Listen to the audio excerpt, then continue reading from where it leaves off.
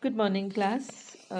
We will proceed to fourth segment of the nationalism rise in Europe, the making of Germany and Italy. This segment is very important because from here you get one question definitely in exam. This year, the question had come.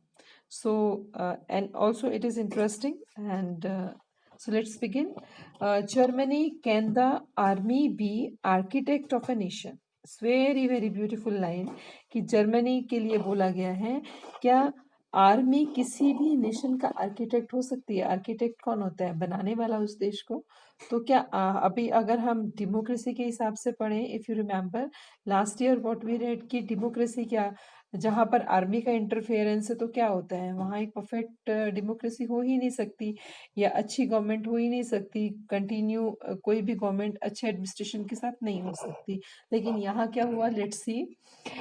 After 1848, nationalism in Europe moved away from the association with democracy and revolution.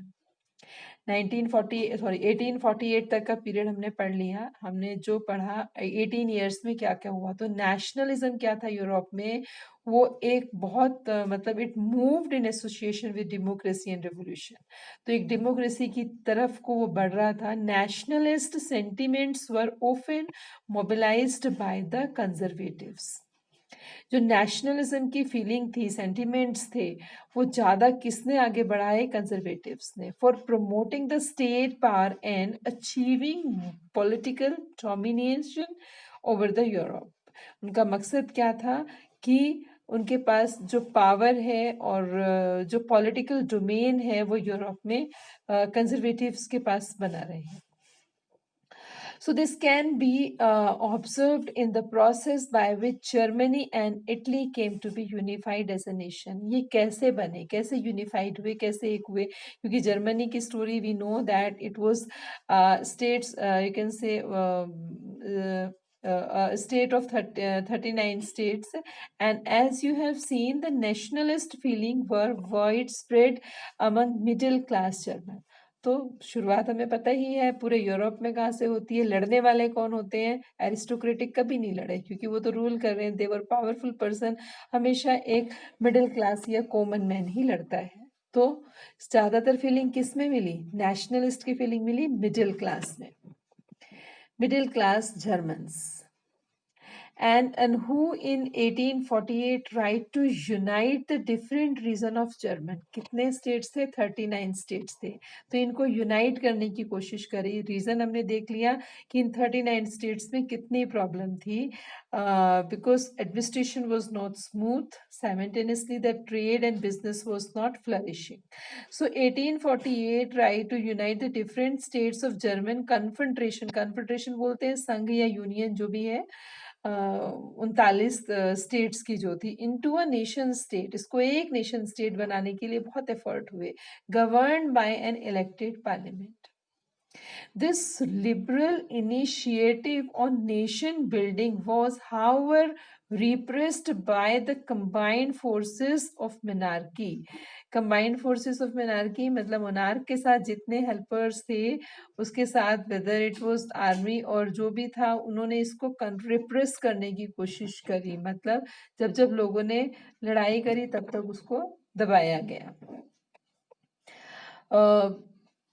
Forces of monarchy and military, मतलब monarchy और military ने दोनों ने इस चीज को suppress करने की कोशिश करी, and supported by the large land owners. लेकिन सपोर्ट किसने किया? लैंड ओनर्स ने, because we know that any of the revolution cannot be completed until it is supported by money.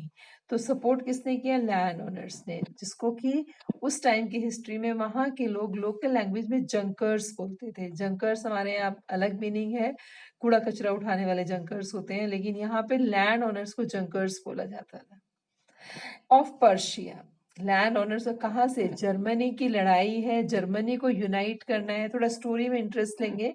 Germany की स्टोरी है और साथ किसका मिल रहा है? पर्शिया का मिल रहा है।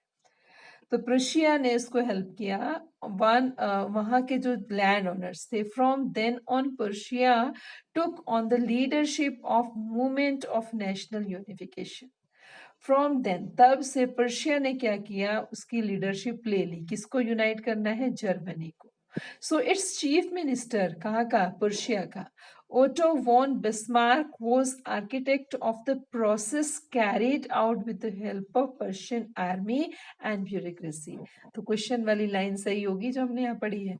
क्या आर्मी किसी कंट्री का आर्किटेक्ट हो सकती है? लेकिन यहाँ पर हुआ। तो वहां उसने क्या किया? Process carried out the help of Persian army of bureaucracy. वहां का जितना नौकरशाही और अफसरशाही था उनकी हेल्प ली गई और उन्होंने इसके साथ उसको फाइट किया। कितने वॉर हुए? 7 वॉर हुए। 3 Wars over 7 years, sorry 3 war हुए 7 ईयर्स में। ठीक है, 3 युद्ध लड़े गए 7 सालों में with Austria, Denmark and France. Ended in Persian victory and completed the process of unification. हार कर मतलब एंड में क्या होता है? पर्शिया की विक्ट्री हुई, जीत गया। इन जनवरी 1871 Persian king William one was proclaimed German emperor in the ceremony of held in Versailles. वर्सलीज में फिर एक प्रोग्राम कंडक्ट किया गया जिसमें कि पर्शिया का जो किंग था विलियम वन को क्या कर दिया गया? एम्परर घोषित किया गया कि आप ही संभालेंगे यहाँ की सत्ता। ठीक है। So on the bitterly cold morning, अब सेरेमनी होती है on the bitterly cold morning 18 January 1871 an assembly comprising the prince of German states। तो उन्होंने वहां के प्रिंस को जर्मन स्टेट मतलब प्रिंस को जर्मन स्टेट्स के प्रिंस को क्या किया? Representative of the army, important Persian minister including the chief minister Otto von Bismarck gathered in the unheated hall of mirrors in the palace Versailles. ये सिर्फ एक glamour के जैसे दिखा रखा है कि सब लोग यहाँ पर इकट्ठा हुए किस चीज के लिए? To proclaim the new German empire headed by Kaiser William one of Persia, जिसने कि क्या किया? Proclaim a new German empire, एक नया एम्पायर किया, headed by Kaiser William one of Persia, उसके थ्रू किया गया। So nation building process in Germany had demonstrated the dominance of Persian state power. होता क्या है? नेशन बिल्डिंग की जो प्रोसेस थी जर्मनी में अब शुरू हो गई। Demonstrated and dominance of Persian state power, मतलब किसकी देखरेख में शुरू हुआ? Persian empire. And the new state placed a strong emphasis on modernising the currency. अभी जब ये न्यू स्टेट बन जाती है Germany with the help of Persia, तो होता क्या है? सबसे पहले करेंसी, जो आप देख रहे थे कि हर स्टेट में डिफरेंट डिफरेंट चीजें थी, नेपोलियनिक कोड तक के टाइम पे भी, तो वो सब चीजें क्या करती गई? सबसे पहले उसको खत्म किया गया। Emphasise on modernising the currency, bank को लीगल कर दिया गया, बैंकिंग सिस्टम शुरू किए गए, लीगल एंड जस्टिस सिस्टम शुरू हुआ इन जर्मनी। तो Persian measures and practice often became a model for the rest of Germany. मतलब पूरे जर्मनी के लिए ये एक रोल मॉडल का इसने काम किया। पर्शियन जो मेजर्स थी जो पर्शिया में चल रहा था वही कहाँ क्या हुआ? जर्मनी में हुआ। So let's give a reminder to this you can say term. ये क्वेश्चन आपके पास आता है, यूनिफिकेशन ऑफ जर्मनी। तो यूनिफिकेशन ऑफ जर्मनी का सबसे बड़ा क्रेडिट जाता है ओटो वॉन बिस्मार्क को।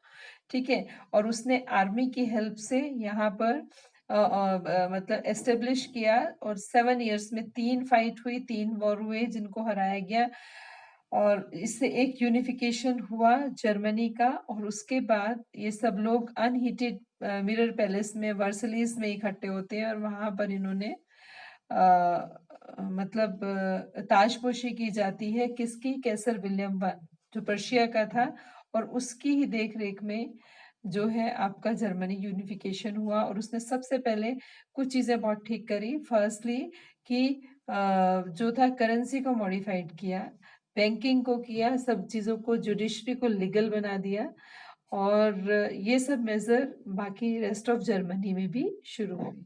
So this was the topic of unification of Germany. Okay. So thank you.